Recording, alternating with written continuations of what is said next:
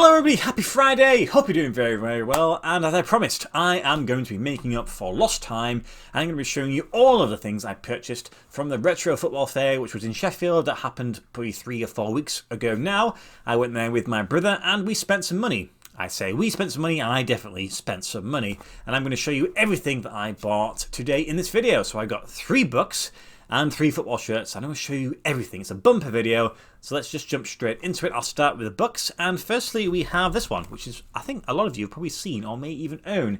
It's simply the A to Z of weird and wonderful football shirts. If that does not tell you anything about my shirt collection, this is what it's all about. As you can see from the front and back there, some pretty cool shirts. A lot of shirts I actually have myself, but there were a few that I'd never seen before, and I actually tried to then thinking to try and get them myself, but obviously the difficulty is getting them brand new.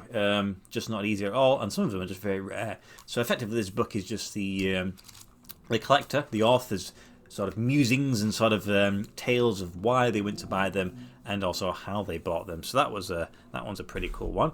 And then another book in the sort of similar fashion, it's simply the Shirt Hunter. Now, apparently, this video was released actually on that day of the fair. It was debuted there, and not only does it have a similar sort of theme and style with regards to the person's collection and why and how they got their shirts, the author was actually at the event, and he kindly signed it for me, Paris. He says, "To Dan, thanks for supporting, best wishes." So I thought, that's pretty cool. So that's another one there. And then I also picked up another one, which is a slightly different theme, but it's still football related. And it's Football's Black Pioneers. And effectively, this is just sort of a history of the first ever black players for the majority of the teams in England there. And of course, Paul Canaville is Chelsea's first ever black player.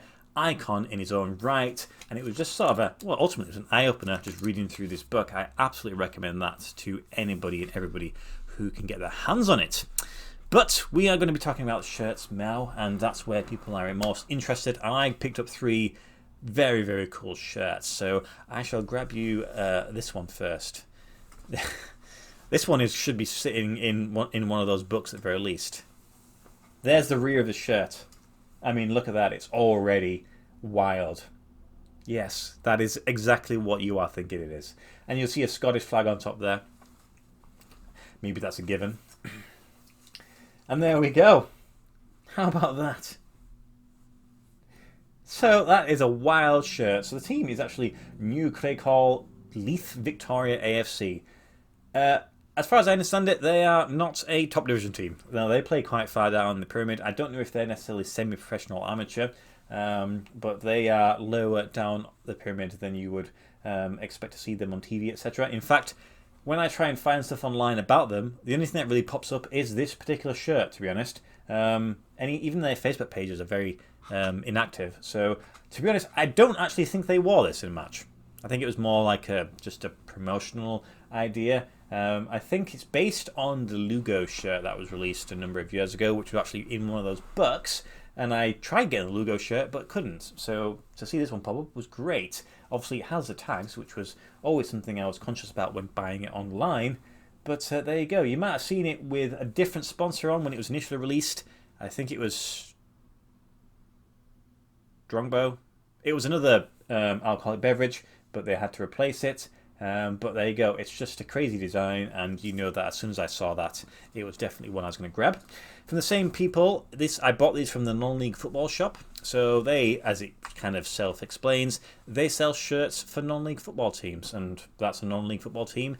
If I was to collect English teams, I probably would be just buying non-league teams because, hopefully, not for their sake, but for Chelsea's sake, we won't be playing them too soon. And this is the other one. They had an offer on, I think it was 2 for £50. It was 2 for a good deal anyway. Anyway, this is the second shirt.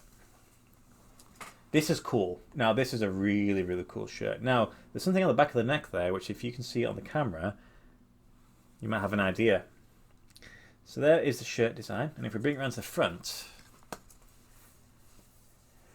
there we go. So it's a continuation. It's the black and gold colour set. Never fails to be a success in anybody's opinion, really. And if you can see the crest, Loch Ness FC. Now, you don't have to be Scottish or even British to have probably ever heard of Loch Ness Monster and sort of the mythology around about that. Wherever you are in the world, everyone's heard of it. And this is a football team from, well, I say from there. They seem to be quite a distance away from the loch, but they are based on that. And as you can see, you have Nessie on the crest there. You have Nessie on the back of the neck. I think you also have it on the end of the cuffs there. Now, this is, I think this is this season's shirt, but they did release some other shirts because they were a relatively young team, but they were with a different manufacturer and they didn't have tags on theirs, and it was more obvious Loch Ness. You know, it had the designs on, very, very cool. But now because they've transferred over to Appin, which I've had a few of their shirts now, obviously when I was in person I saw the tags, I thought I have to grab this one. So it's just a beautiful shirt in general, and the fact that I have the Loch Ness on the actual shirt is pretty smart. So both of those, very, very good, and of course 2 more Scottish teams. And then I went to the final vendor and I saw this one. As you can quite clearly see here, there is an element, somewhat, of pink, and we know that I do enjoy a pink football shirt. So if you look at the rear of it, let's see if anybody's able to guess who this might be. Some of the sponsors might be able to give it away a little bit, possibly, or the fact that there is numerous amounts of sponsors. And if we bring it around to the front, it is tags attached, it's in there somewhere. There we go, so it's the front. Now, it is Club Deportivo Guadalajara. Yes, it is a Mexican shirt. It is pink because they do like to release their sort of pink October usually. You know, the cancer sort of promotion, sort of awareness ones, usually for breast cancer. And I just had to grab this. It is player-spec as well. So you have the sort of the patch on there. It has a little bit of elastication in the material, a little bit more snugger fit though. And then this sponsor, the Caliente sponsor, it's actually got this weird sort of really cool sort of texture effect. Really sort of glistens in the light there. That's really, really smart. And then you have the, I think the normal colours of the club, just a little bit on that insert there. So I paid a little bit of money on this one. I think it was about £70, which I thought, for a Mexican shirt, that's a lot of money, that is, but it is the player version, so, you know, I suppose once when in Rome, and I did get a £5 discount from the vendor, so, you know, why not pick it up whilst I could? I like a pink shirt, and I do like Mexican teams. So that was it. So yeah, all in all, I spent probably about 120, 130 on everything. I'm pretty pleased with that. 3 shirts, $3. Yeah, can't go wrong. I mean, there's just so much. If you ever get a chance to go to the retro fairs, or if you've ever been, you'll just see that there is so much options there. In fact, sometimes it's a little bit difficult to figure out quite what's going on because they pack the rails so tight that it's sometimes difficult to even get into them. And obviously, you've got other people there trying to do it, so it's sometimes a little bit difficult to actually figure out what's going on. If you were, you know, obviously you can't do this, but if you were just there alone, and they do offer an early bird, so that could be something you could take advantage of. But if you, you know, were able to get a bit more time and really go through, I'm sure there'd be some pretty cool shirts, but you kind of find yourself sometimes thinking, do I go for that one, or do I dare really spend all the time? People are in the way.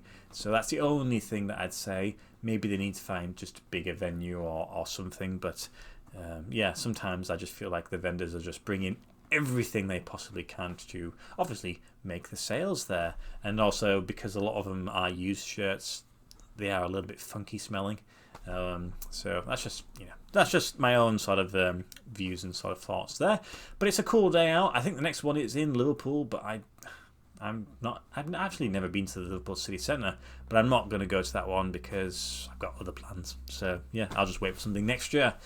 So there we go. So 3 shirts in 1 video. What am I going to do next? I honestly, I have some really cool stuff. I'll start throwing them in the background so you can see it there as we improve the setup. But yeah, so let me know which of the 3 you think is the best. I think the beer one is just funny. The Loch Ness one is cool, and then the pink breast cancer awareness is obviously a great cause there. So they've all got their benefits, haven't they? They're all good. So yeah, that's it really. Thank you for watching the videos as always. Hope you have a great weekend ahead, and I'll see you next week. Goodbye.